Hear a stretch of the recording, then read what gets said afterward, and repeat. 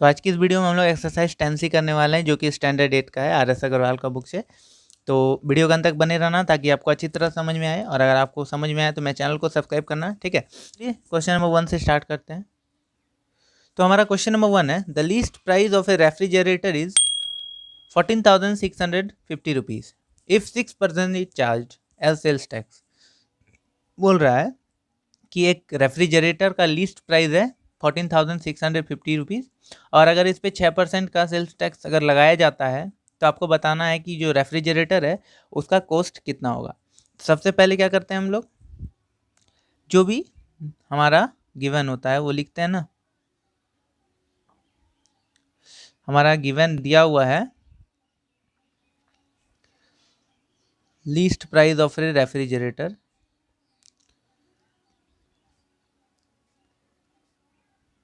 ठीक है। कितना दिया हुआ है?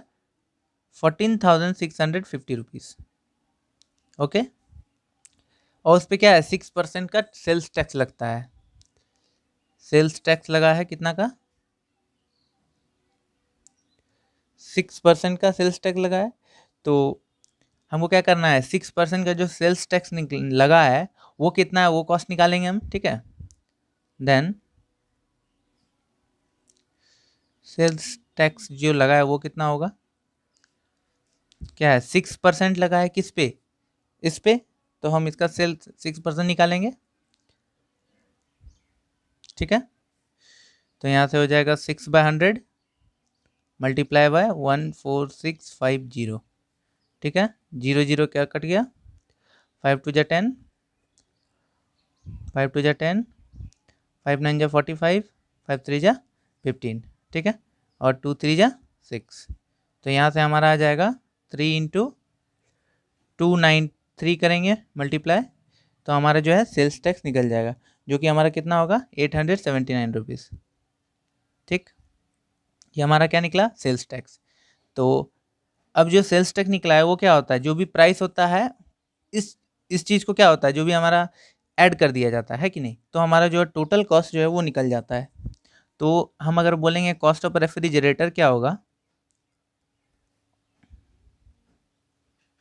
कॉस्ट ऑफ रेफ्रिजरेटर क्या होगा, जो भी हमारा लीस्ट प्राइस था रेफ्रिजरेटर का, जो कि क्या है 14,650 रुपीज़, और प्लस ये वाला जो कि सेल्स टैक्स में लगा है हमारा 879 रुपीज़।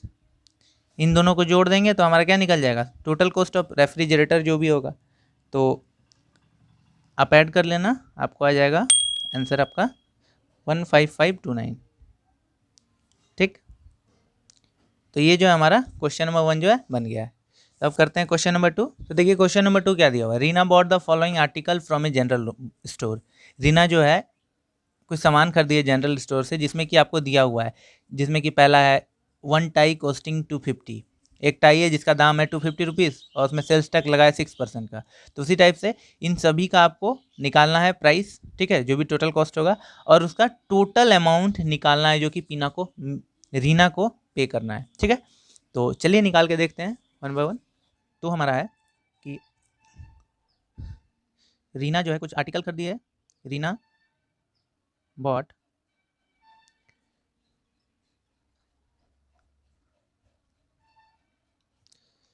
जनरल स्टोर से खरीदी है ना, ठीक है।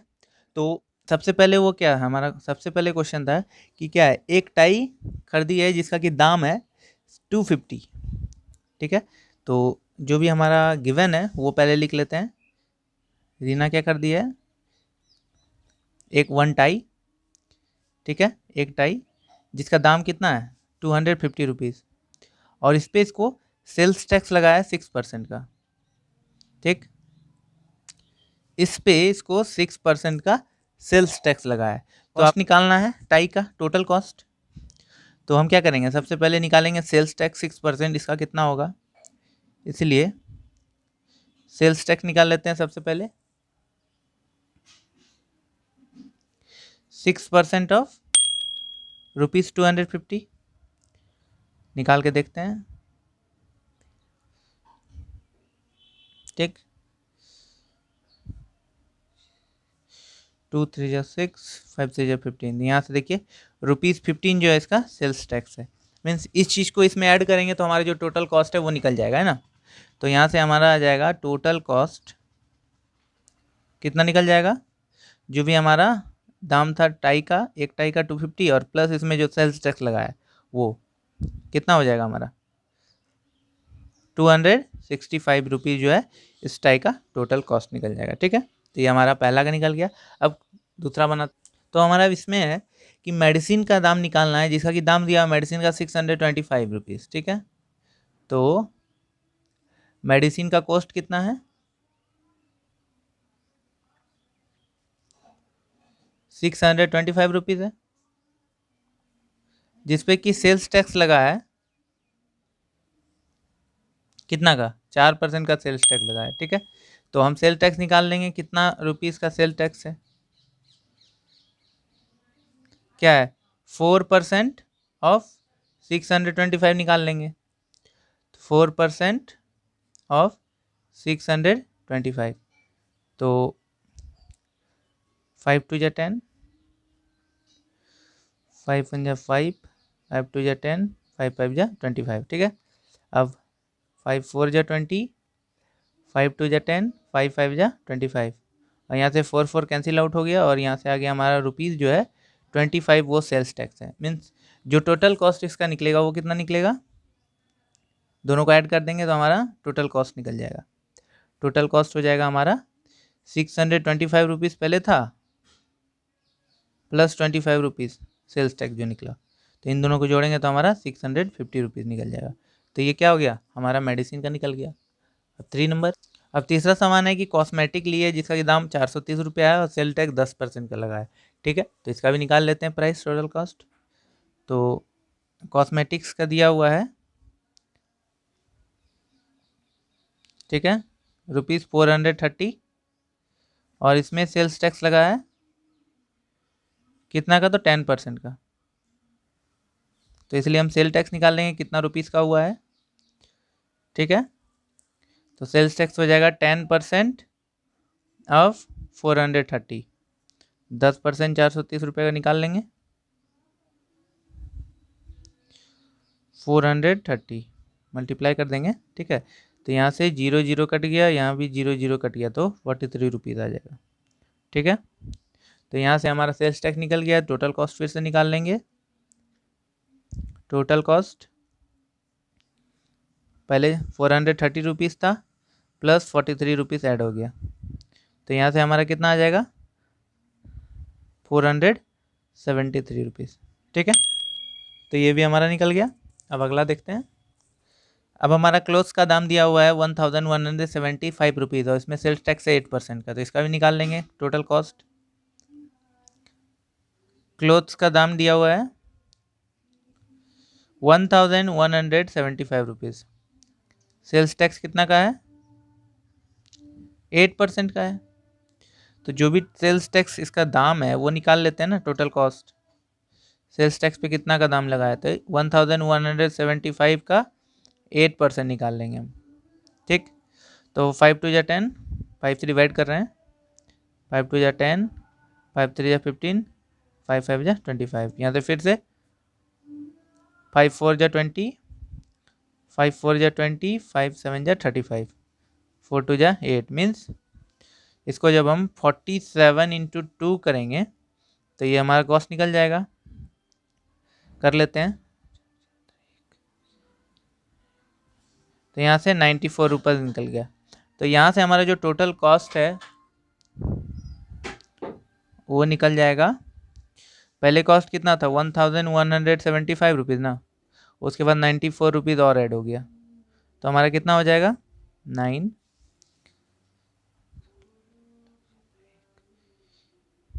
1269 रुपीज़।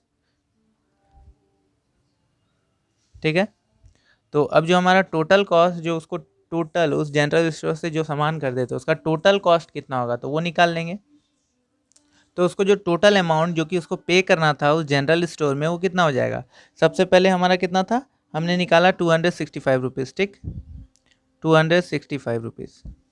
फिर दूसरे में हमारा आ गया था 650 रुपीज़। ठीक है, हम क्या ऐड कर रहे हैं ये जो हमने निकाला था ना, ये लास्ट वाला टोटल कॉस्ट उसी सबको ऐड कर रहे हैं। ओके, तो 650 हो गया। अब फिर थर्ड में क्या था? थर्ड में था 473 रुपीज़।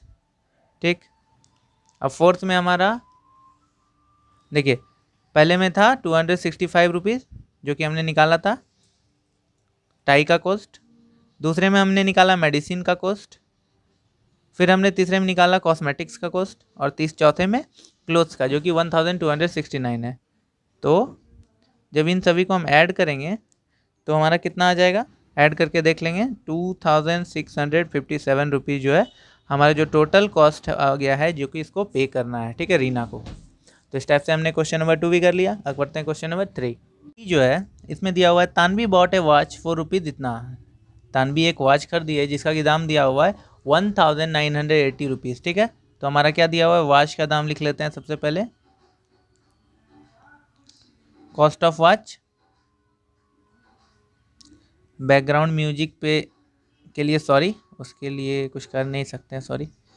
तो कॉस्ट ऑफ वॉच जो है 1980 रुपीज़ है, और इसमें वैट हमारा दिया हुआ है 10%। ओके, तो हमको क्या निकालना है? और ओरिजिनल प्राइस निकालना है। तो हम मान लेते हैं कि जो ओरिजिनल प्राइस होगा उसको एक्स ले लेते हैं। ठीक है, लेट करेंगे कि the original price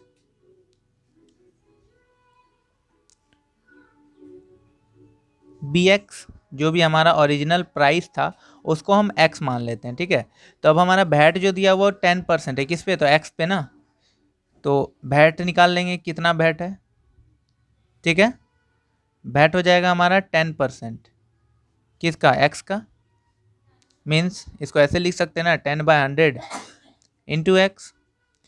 0 cancel out हो गया, मीन्स x/10 जो है हमारा ये वैट निकल जाएगा। तो अब हम क्या करेंगे? जो भी हमारा x था और ये जो वैट हमने निकाला, हम दोनों को ऐड कर लेंगे, मीन्स इंक्लूड करेंगे वैट के साथ जो भी प्राइस होगा। तो प्राइस इंक्लूडिंग वैट क्या हो जाएगा हमारा?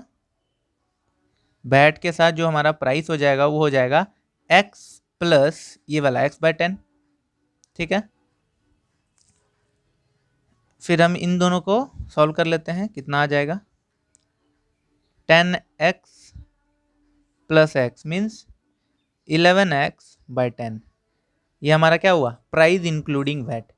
तो जो भी हमारा ओरिजिनल प्राइस, जो भी प्राइस दिया हुआ था वॉच का, ये इसके साथ हम दोनों को वैट का जो दाम है टोटल, उसको दोनों को इक्वल करेंगे।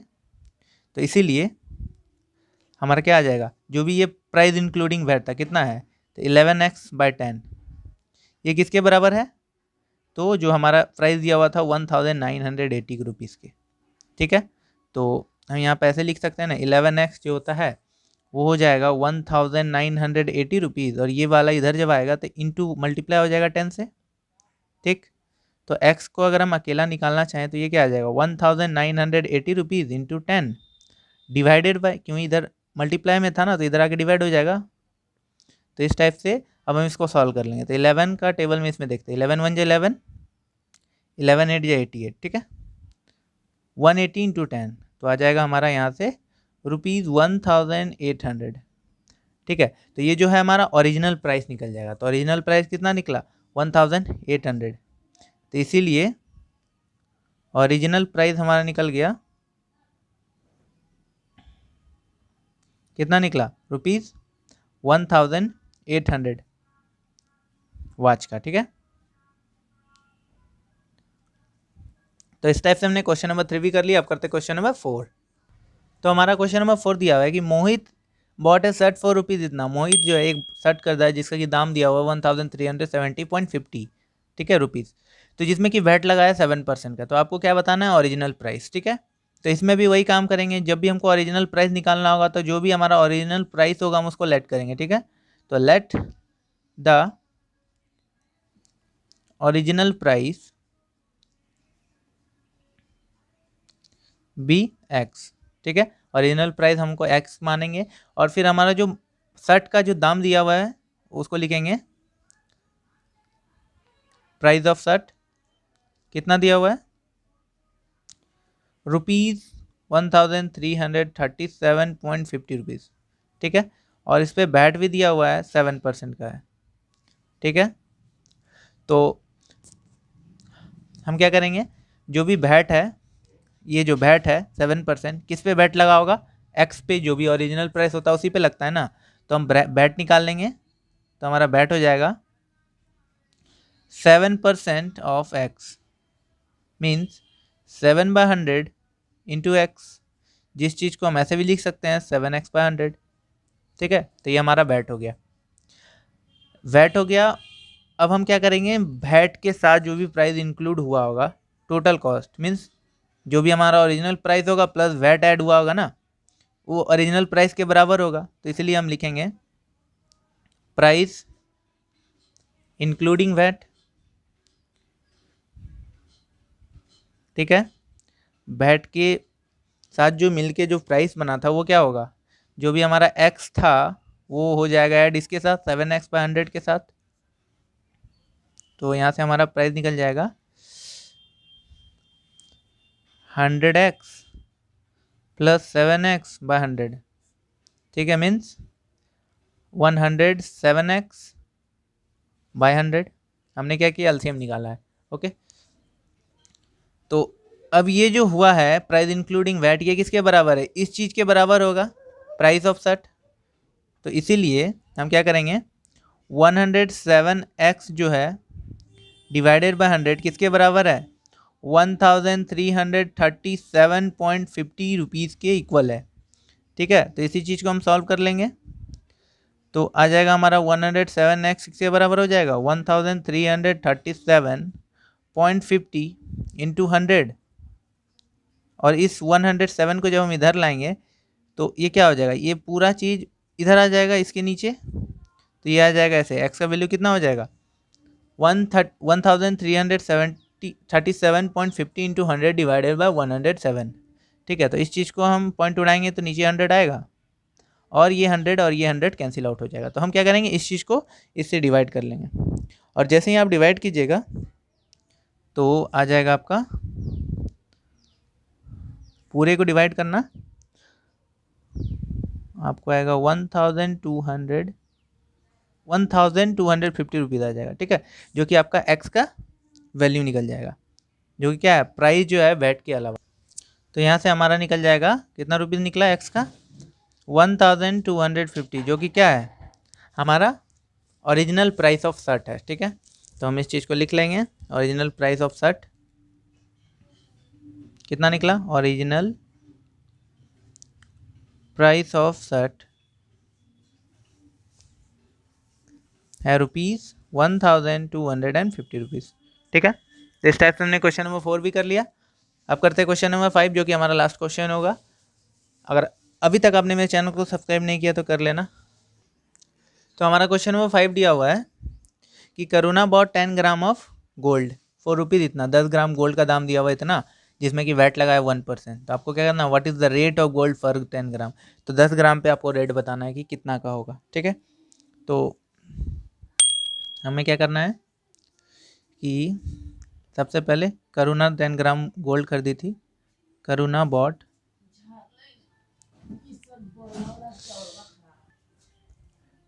10 ग्राम गोल्ड खरीदी थी, जिसका कि दाम दिया हुआ है 15756। ठीक है, 15,756, जिसमें कि वैट लगा था आपको 1% का।